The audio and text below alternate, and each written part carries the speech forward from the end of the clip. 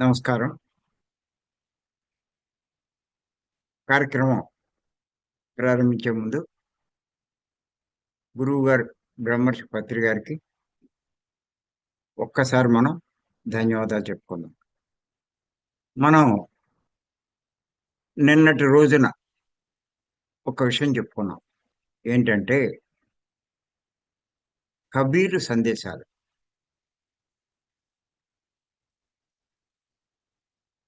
ఆయన చెప్పిన సందేశం ఏంటంటే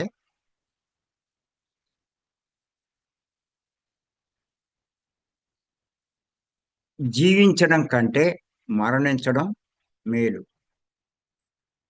ఎవరైతే మరణించడానికి ముందే మరణిస్తారో వారే అమరులు.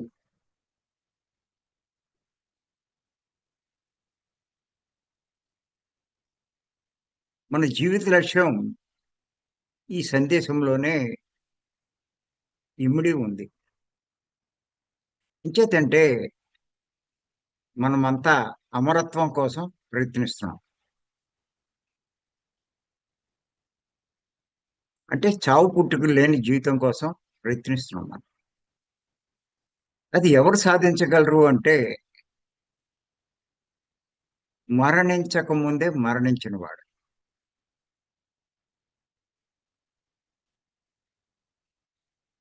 అది ఎవరికి సాధ్యం? ఆత్మజ్ఞానం సంపాదించుకున్నవాడే మరణించక ముందే మరణిస్తాడు.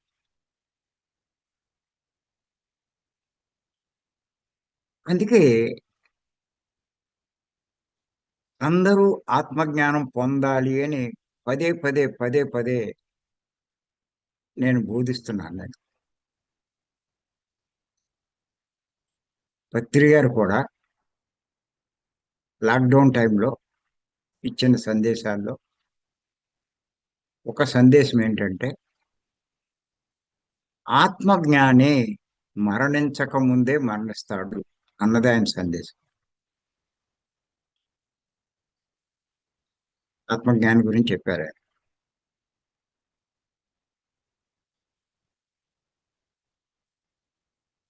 దానికి కారణం అదే. ఇప్పుడు మళ్ళీ కబీర్ చెప్పాడు. పత్రి గారు మరణించక ముందే మరణించాలన్నారు. మరణించక ముందే మరణిస్తే వచ్చే గొప్ప లాభం ఏంటి అంటే వాళ్ళు అమరులు అవుతారు.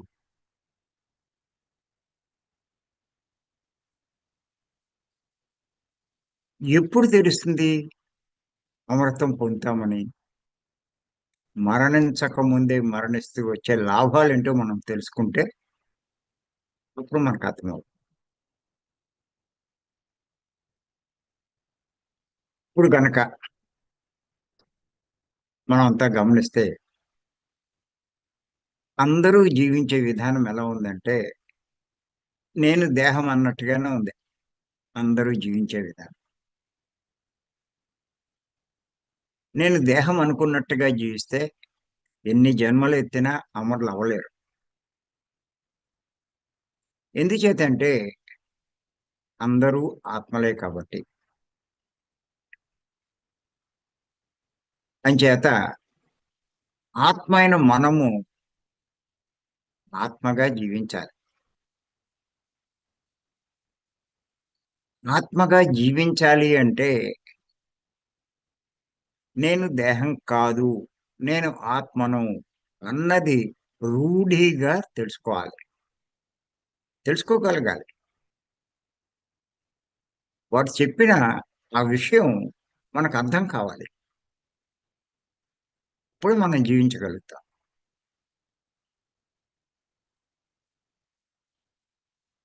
ఎలా జీవిస్తాం? నేను ఆత్మ అన్నట్టుగా ఎలా జీవిస్తాం? ఎప్పుడు జీవిస్తాం?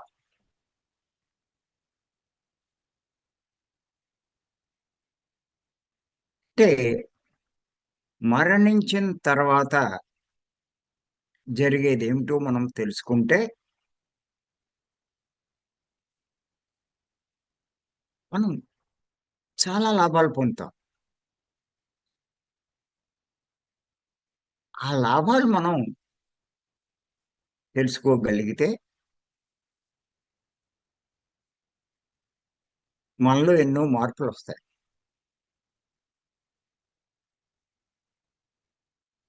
ఆ మార్పులు మనలో వచ్చినట్లయితే ఖచ్చితంగా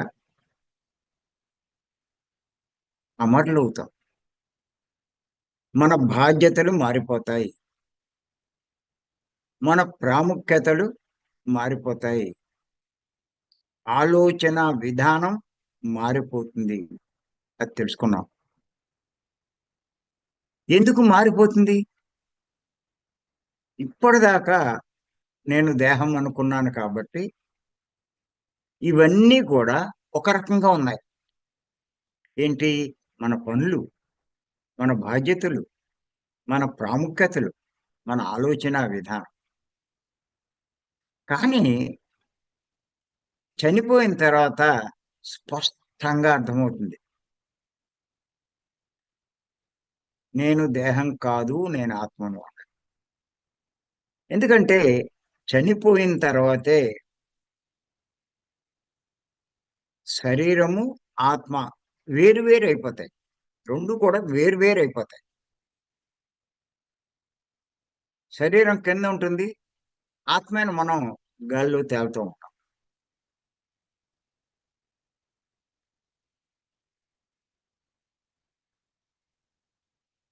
ఇప్పుడు అర్థమవుతుంది. ఆశ్చర్యపోతాం. ఆ కిందున్న శరీరం నేను కాదా? నేనిక్కడున్నానా? అని చెప్పి. అంతేకాదు మన ఎదురుగుండానే ఆ శరీరాన్ని తీసుకెళ్తారు. శ్మశానంలో కాల్చేస్తారు. అది బూడిదైపోతుంది. ఓహ్! శరీరం బూడిదైపోయినా నేనున్నానులే. బూడిదైపోయే శరీరం నేను కాదన్నమాట. ఇంత చేసి అదే నేననుకున్నాను.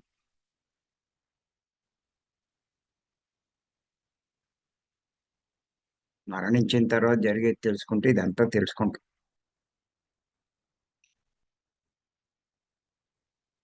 అరే! ఎంత పొరపాటు చేశాను ఇన్నాళ్ళు. ఎంతసేపు దాని గురించే ఆలోచించాను. ఇయన్నీ. అది ఆ శరీరం విడిపోతుంది. అది కాల్చేస్తారు. మనం మటుకు ఉంటాము. ఇప్పుడు తెలుస్తది. ఎవరైతే మరణించక ముందే మరణిస్తారో, అంటే జీవించి ఉండగానే ఈ విషయం తెలుసుకుంటారో, రూఢిగా తెలుస్తది.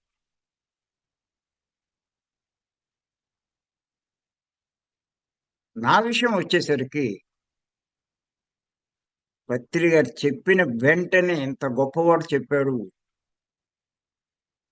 ఖచ్చితంగా ఇది సత్యం కాకపోతే చెప్పడు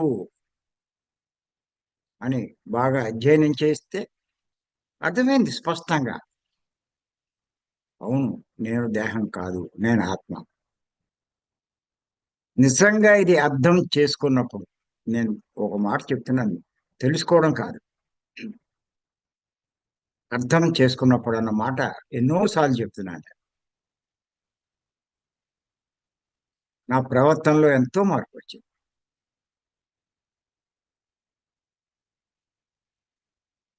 మీ ప్రవర్తనలో మార్పు రాకపోతే ఇది మీకు ఇంకా అర్థం కాలేదు.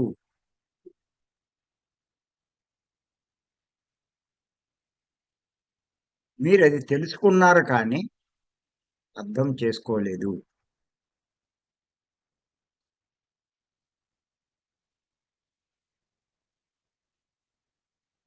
నేను ఆత్మనే. నేను దేహం కాదు.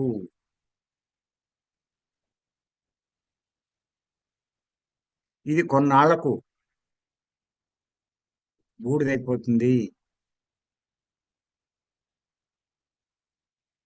నేను శాశ్వతము. నేనింకా ఉంటాను. నేనింకా మళ్ళా కొత్త జీవితం తీసుకుంటాను.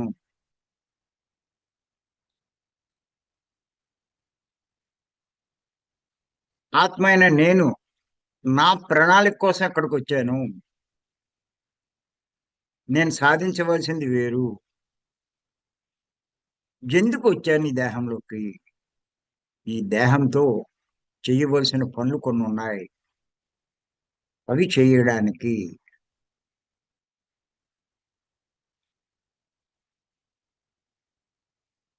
అవి సాధించడానికి, దానికోసమే ఈ దేహం. అంతేకాని దేహాన్ని సుఖపెట్టడానికి కాదు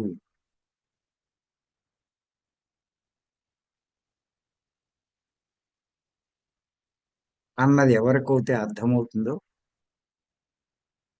అప్పుడు వారి పనులు మారిపోతాయి, వారి బాధ్యతలు మారిపోతాయి, వారి ప్రాముఖ్యతలు మారిపోతాయి, వారు ఆలోచించే విధానం మారిపోతుంది.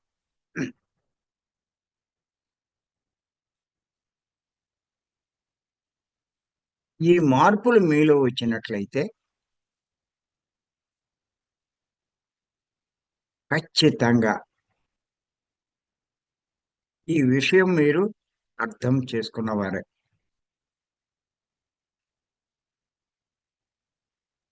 నేను మీకు మళ్ళా మళ్ళా చెప్పేది ఏంటంటే, మరణించక ముందే మరణించాలన్న పుస్తకం మళ్ళా మళ్ళా మళ్ళా చదువుతూ ఉండండి. ఈ టాపిక్ మళ్ళా మళ్ళా వింటూనే ఉండాలి. ఎప్పటి వరకు వింటూ ఉండాలి అంటే మన ప్రవర్తనలో మార్పు వచ్చేదాకా,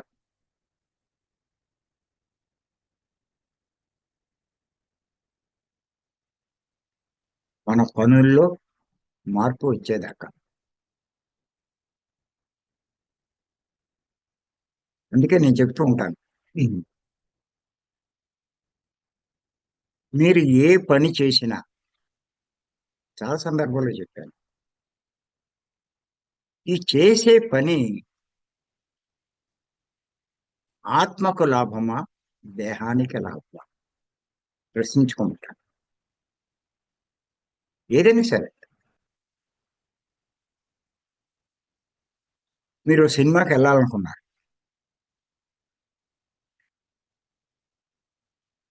వెళ్ళాలనుకున్నప్పుడు ఈ ప్రశ్న వేసుకోవాలి మీరు. ఈ సినిమా ఆత్మకు లాభం కలిగించే సందేశం ఏమైనా ఉందా సినిమా? లేకపోతే దేహానికి ఎంటర్టైన్మెంట్ కోసం, మానసికోల్లాస కోసం అన్న ప్రశ్న మీరు వేసుకుంటే, ఇప్పుడు అది ఏ ఆది శంకరాచార్యులు స్పిరిచువాలిటీ సంబంధించిన సినిమాలు అనుకోండి, మనం తప్పకుండా వెళ్ళొచ్చు. వాటిలోంచి ఏదో ఒకటి మనం గ్రహించవచ్చు.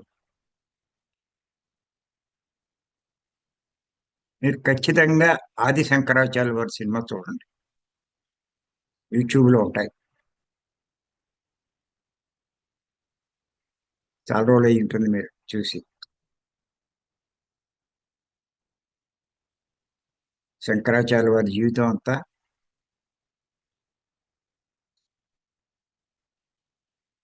ఆత్మ గురించే ఉంటుంది. ఆయన ఆత్మస్థితిలో ఉన్నాడు, ఆత్మగానే జీవించాడు.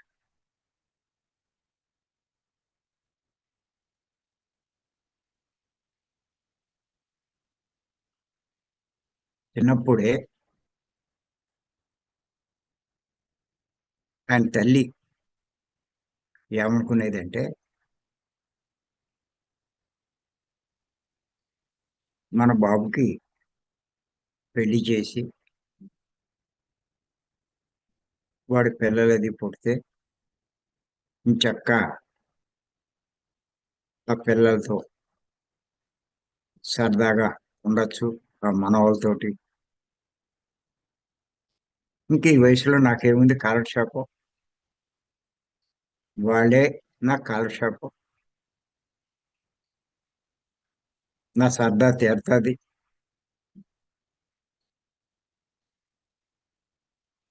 అని చెప్పి అనుకుందేవాడు. ఇప్పుడు మనోళ్ళు చూడండి, మన వాళ్ళు చూసి మురిసిపోతారు. వాళ్ళని చూపిస్తూ ఉంటారు. చూసారమ్మా మనోడు ఎలా ఉన్నాడు అని చూపిస్తూ ఉంటారు. కొంతమంది జూమ్ లో కూడా చూపిస్తారు.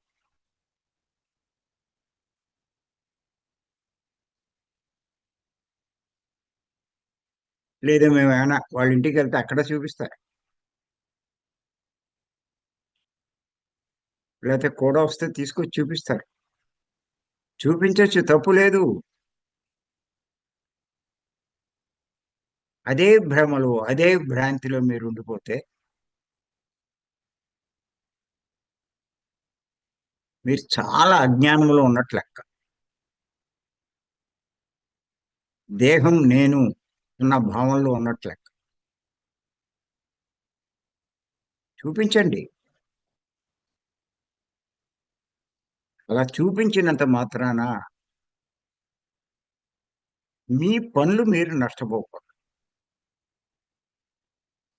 కొంతమంది వాళ్ళ గురించి భీమవరం ఎన్నాళ్ళు నాగబెట్టేస్తారు. మార్నింగ్ జూమ్ వదిలేస్తారు. ఏంటి అంటే మనవరాలండి, మనవడండి, మనవడు మా ఇంటికి వచ్చాడండి, విదేశాలకు వెళ్ళిన మా మా మా అబ్బాయి మా ఇంటికి వచ్చాడండి. మరి ఎప్పుడు వస్తా ఉంటే మరి వాడు వెళ్ళాలి కదండి అంటారు. వాడు వెళ్ళేది ఎప్పుడు, వీళ్ళు వచ్చేది ఎప్పుడు. ఒరే బాబు, నువ్వు వచ్చేవి సంతోషంగా ఉంది. ఒక్క 3 రోజులు నీ పని నువ్వు చేసుకోరా, నేను మళ్ళీ వచ్చేస్తాను అని మీరు భీమవరం వదలలేదనుకోండి. మనవాడిని చూసుకోవచ్చు, తప్పలేదు. అబ్బాయిని చూసుకోవచ్చు, కొత్త కూతుర్ని చూసుకోవచ్చు. నీ బాధ్యత వదలకూడదు. నేను ఆత్మను.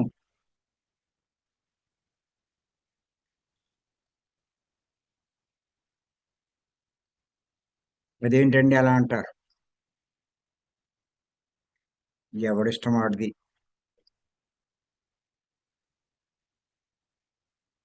అంటే మీరు ఆలోచించుకోవాలి. ఒక జన్మ తగ్గించుకోవాలా, ఒక జన్మ పెంచుకోవాలా? దేహం నేను అనుకుంటూ చేస్తే జన్మలు పెరుగుతాయి. ఆత్మ నేను అనుకుంటూ చేస్తే జన్మలు తగ్గుతూ ఉంటాయి. ప్రతి ఒక్కరికి స్వేచ్ఛ ఉంది ఈ సృష్టిలో. పత్రిక చెప్తారు, స్పష్టంగా చెప్తారు. ఒకళ్ళు చెప్తే ఎక్కదండి. అనుభవం ద్వారా సంపాదించుకోవాల్సిందే ఇవన్నీ.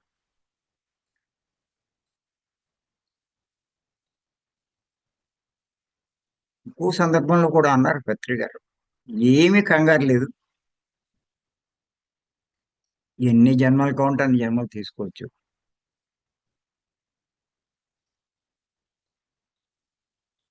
నీకు 500 కాదు, 1000 జన్మలు కావాలంటే కూడా ప్రకృతి ఇస్తుంది.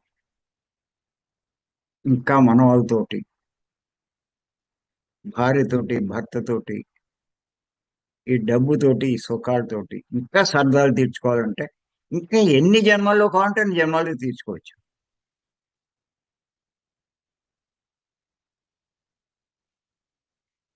కానీ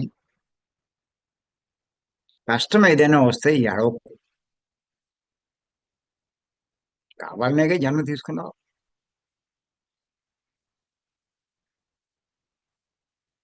కావాలనే కదే మమకారాలు పెంచుకుంటున్నావు.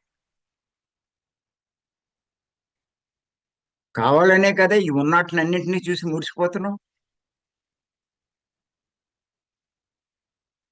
ఎంచేతంటే జన్మ అన్నాక అన్ని భోగాలు ఉండవు, దుఃఖాలు కూడా ఉంటాయి.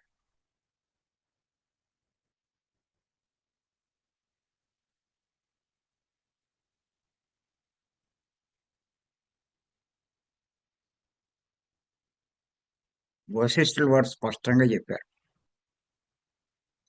మానవ జీవితంలో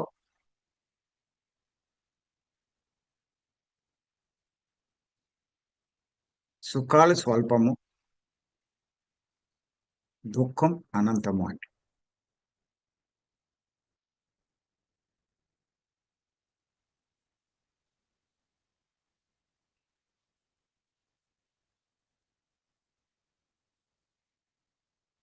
మీరు కావాలంటే చూసుకోండి.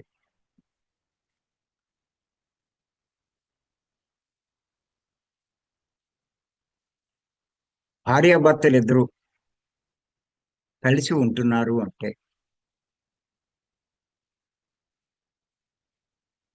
ఒకళ్ళ మీద ఒకళ్ళ ప్రేమ ఉండి కాదు. ఎవడ అవసరం కోసం వాడు.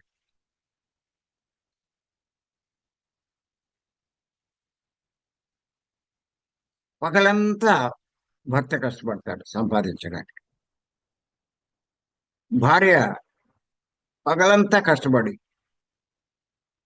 ఇంటి పనులు, వంట పనులు, పిల్లల పనులు ఇవన్నీ చూసుకుంటూ ఉంటాం. పనులు చేసేటప్పుడు భార్య ఏమనుకుంటుందంటే,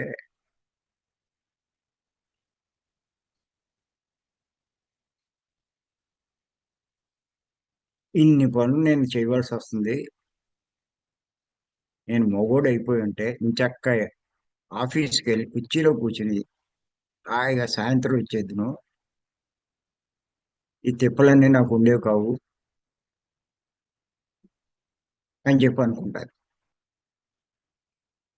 భర్త ఏమనుకుంటాడంటే, చచ్చిపోతున్నాను ఈ ఫైల్స్ తోటి,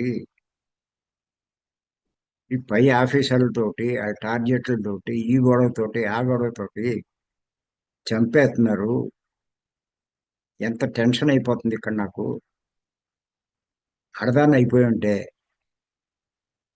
ఏదో ఒక గంట కాత ఇంటి పని చేసి హాయిగా టీవీ పెట్టుకుని కూర్చున్నాను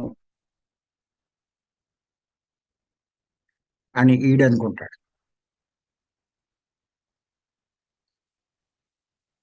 ఎంత ఎందుకు చెప్తున్నానంటే, అలా ఇద్దరూ కష్టపడుతున్నారు.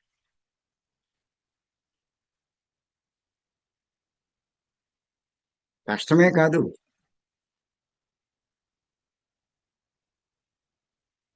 గొడవలు కూడా పడుతూ ఉంటారు, తిట్టుకుంటూ ఉంటారు.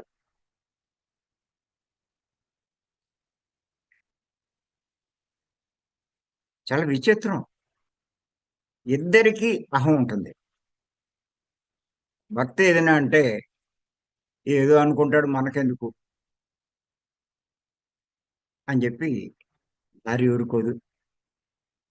భార్య ఏదైనా అంటే వీడి అహం బాగా దెబ్బతింటారు, వాడు ఊరుకోడు.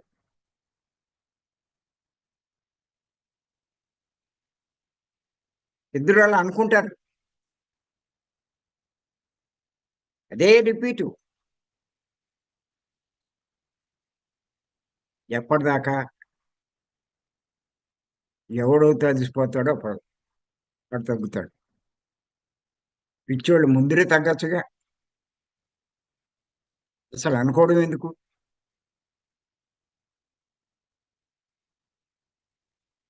చూడండి, ఒక్కోసారి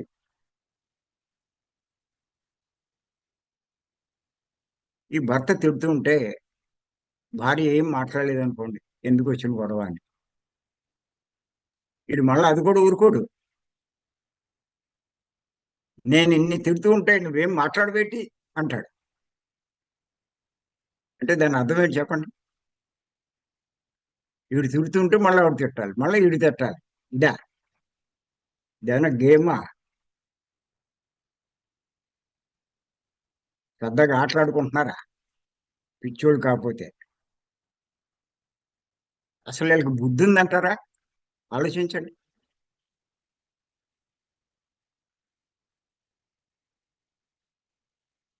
ఇద్దరిలో ఒకరు ఆ ఊరుకుంటే అక్కడితో అయిపోద్ది. ఆ ఆ బుద్ధి ఉంటే అనుకోవడం కూడా ఉండదు. ఇదంతా ఎందుకు చెప్తున్నానంటే, జన్మ తీసుకోవచ్చు. జన్మ తీసుకుంటే ఇలాంటి పరిస్థితులు ఉంటాయి. అది. కానీ విచిత్రం ఏంటంటే, ఇన్ని గొడవలు పడినా ఇద్దరు,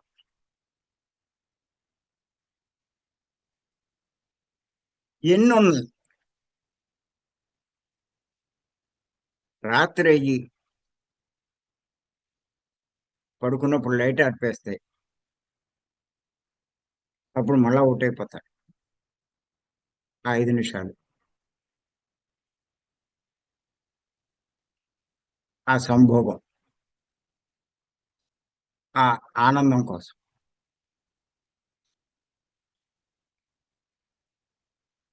ఆ సంభోగ అల్ప ఆనందం కోసం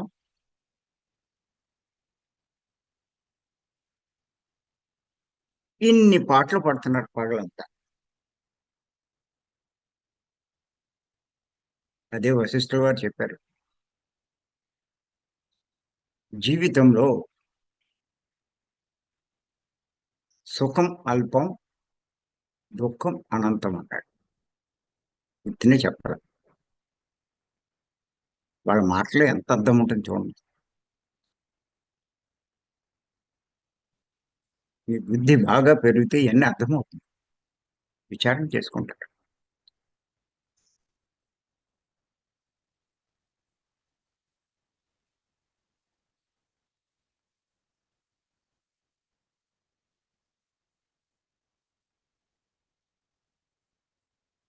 యోగీశ్వరులే చెప్పారు. మరి అలాగండి,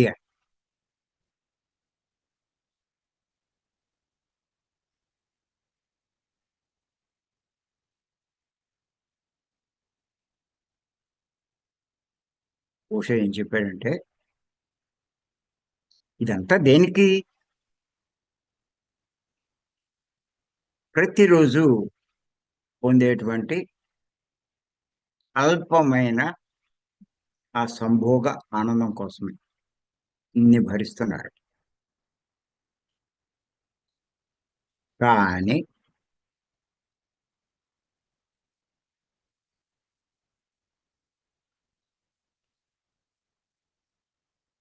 నేను ఈ దేహం కాదు, నేను ఆత్మను అని చెప్పి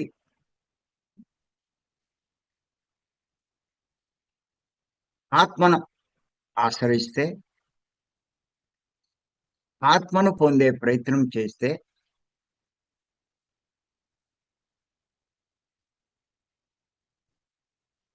దానికి సంబంధించిన ధ్యానం చేస్తే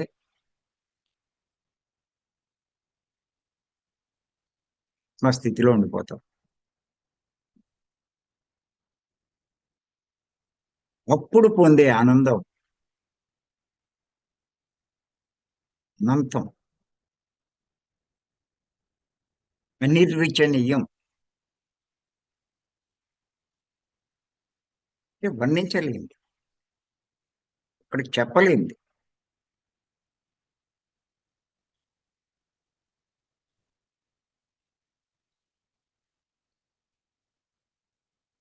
అదే సమాధి ఆనందం.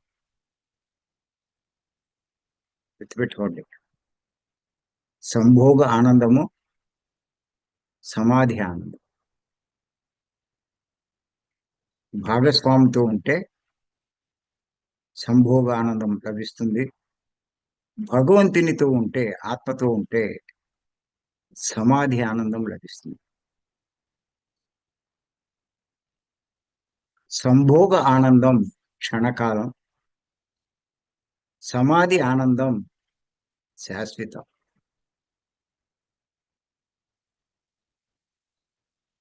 ఈ సమాధి ఆనందం యొక్క గొప్పతనం తెలియక మానవుడు సంభోగ ఆనందంతో సరిపెట్టుకుంటున్నాడు. అదే గొప్పది అనుకుంటున్నాడు. అది పొందితే చాలు అనుకుంటాడు. ప్రపంచమంతా ఇలాగే ఉంది.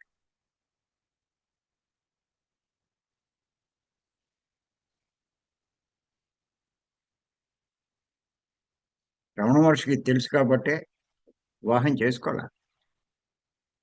శంకరాచార్య వారికి తెలుసు కాబట్టి వివాహం చేసుకోవాలి.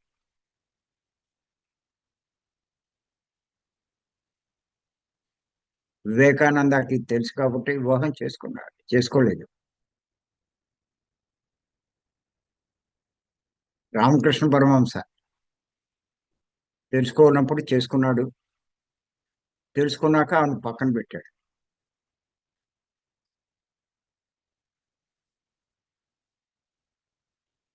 ఇలా ఎంతో మంది యోగేశ్వర్ జీవితాలు చూస్తే మనకు అర్థం.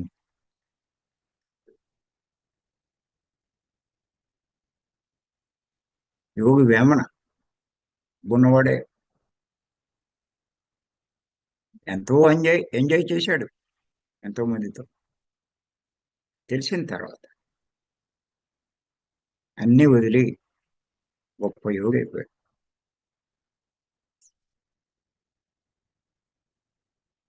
ఎన్ని సత్యాలు రాశాడు పద్యాల ద్వారా.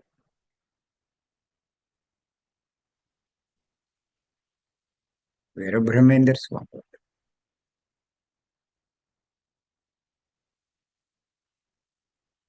మళ్ళీ మీరు అడుగుతారు, అంటే మమ్మల్ని పెళ్లి చేసుకోవద్దు అంటారంట. ఇప్పుడు నువ్వు పెళ్లి చేసుకోకపోతే చచ్చి ఊరుకుంటావు నాయన.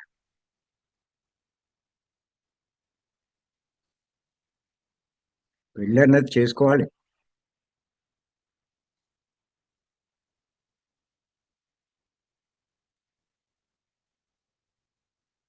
ఆ పెళ్లి చేసుకుని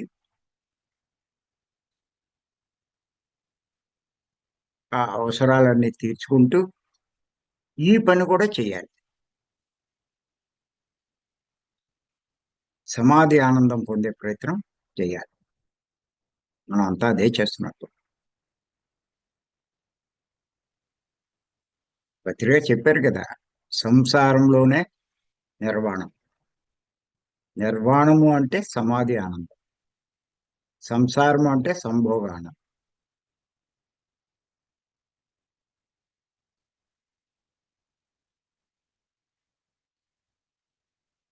సంసారంలో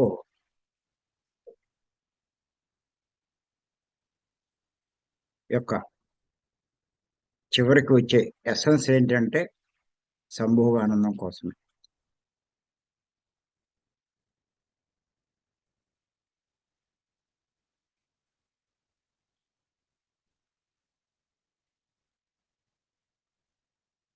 ఆ సంసారం మీద విరక్తి ఎప్పుడు కలుగుతుందంటే ఎవరికైనా, ఈ సమాధి ఆనందం మీద దృష్టి ఎప్పుడు వస్తుందంటే,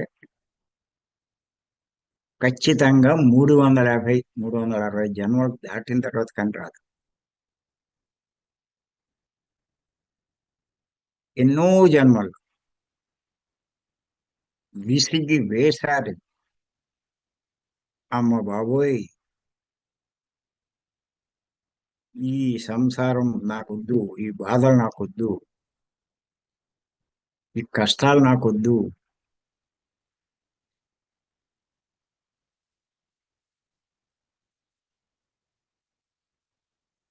వాళ్ళకి తెలియదు కానీ ఆ స్థితికి వచ్చేసి ఉంటుంది ఆత్మ. అందుకే ఇటువంటి వాళ్ళకి పత్రి గారి లాంటి సద్గురువులు లభిస్తే వాళ్ళకి ఆకర్షితులు అవుతారు.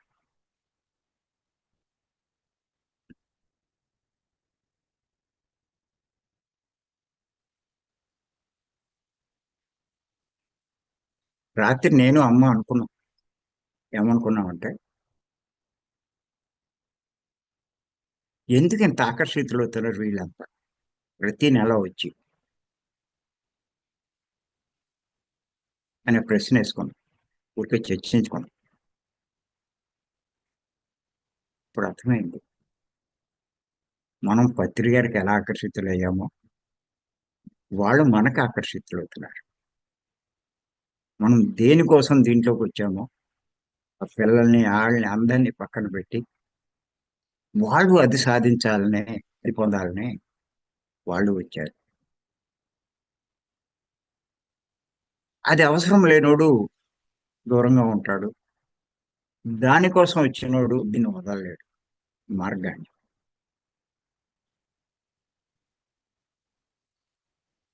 మనం పత్రికను వదిలేమా?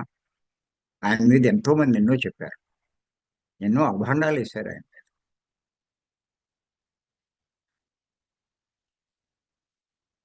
ఎంతో మంది విమర్శించారు.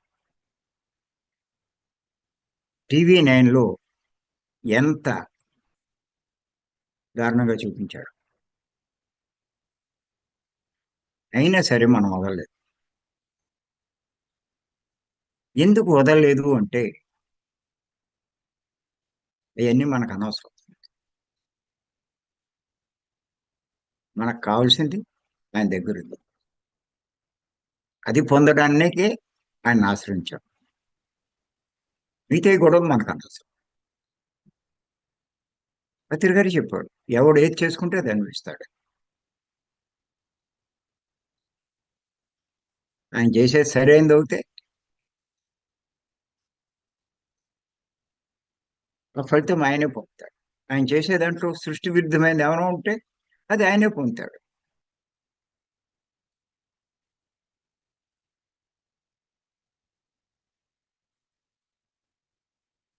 అదే మా ఇద్దరు ఒపీనియన్.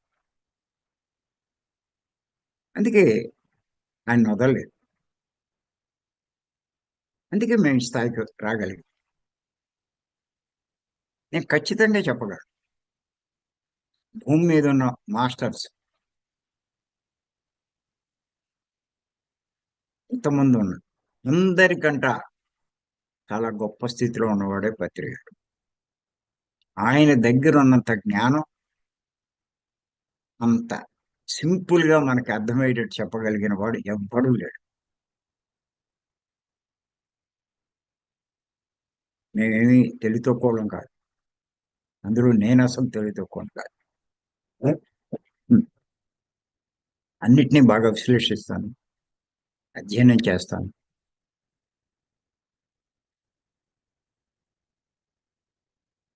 న్యాయంగా శిష్యుల్ని గురువు పరీక్షిస్తాడు. నేను గురువునే చాలా పరీక్షించాను.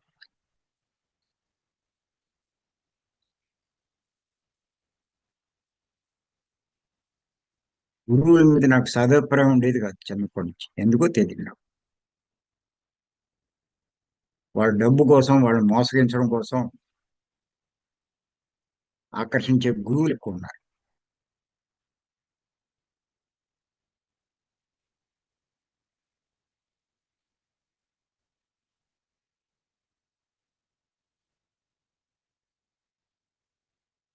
కళ్ళారా చూశాను. మొత్తం ఆస్తులు కోల్పోయిన వాళ్ళు, జీవితాలు నాశనం చేసుకున్నవాళ్ళు.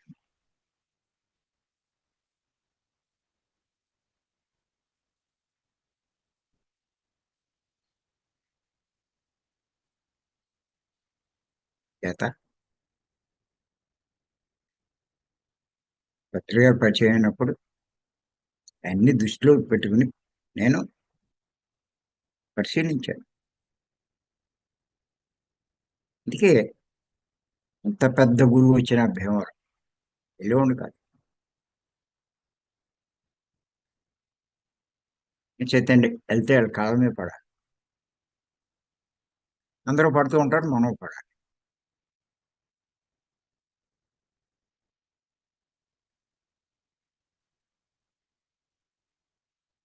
వాళ్ళ పాదుకలు తెచ్చుకుని పాద పూజలు చేయాలి.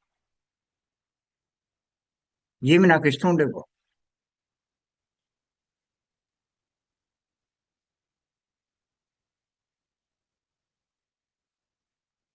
ఈ క్వాలిటీస్ అన్ని పత్రికల్లో నాకు కనిపించింది. అందుకే ఆయన అంటే చాలా ఇష్టపడ్డా.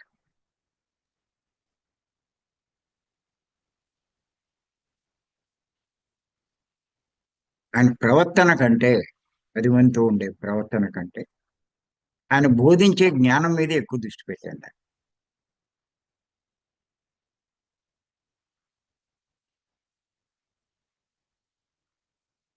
ఆయన గొప్పతనాన్ని జ్ఞానాన్ని బట్టి అంచనా వేశాను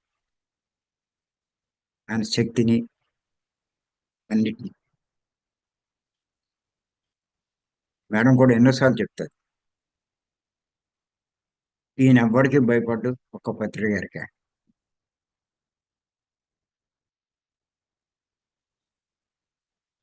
అది భయం కాదు, గౌరవం.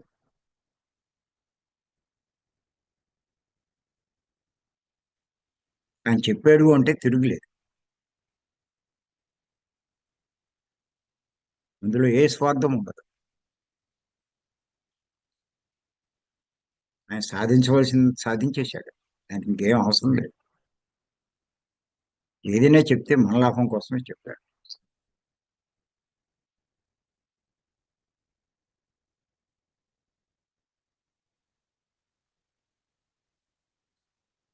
ఒకవేళ ఎవరైనా ఏదైనా చేయిస్తే కొంచెం ఆ సేవ చేయి, ఈ సేవ చేయి అంటాడు. వాళ్ళకున్న కష్టం తొందరగా తొలగిపోవాలి, దాంట్లోంచి తొందరగా బయటపడాలంటే వాళ్ళు ఇప్పుడు చేస్తున్న సేవ సరిపోదు, ఇంకొంచెం అదనంగా వాళ్ళు సేవ చేస్తే తొందరగా బయటపడతారు అనే ఉద్దేశంలో చెప్పేవే, కావాలనేం కాదు. చాలా మందిని చూశాను అలా.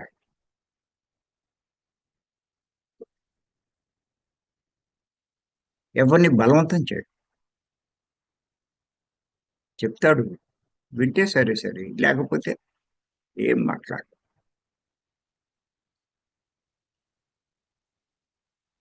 అలా ఆయనలో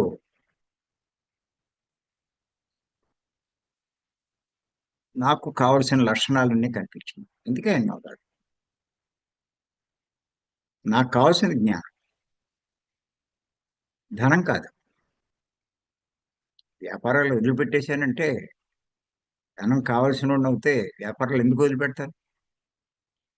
ఆ వ్యాపారం ఇప్పుడు చేస్తే కనుక ప్రతి సంవత్సరం 1,00,00,000, 2,00,00,000, ఇంకా 3,00,00,000 కూడా సంపాదిస్తున్నారు. ఇంత పెద్ద వ్యాపారం. ఆ ప్రాంతంలో ఉండే వ్యాపారాలన్నిటికంటే రైస్ మిల్ వ్యాపారం చాలా పెద్ద వ్యాపారం.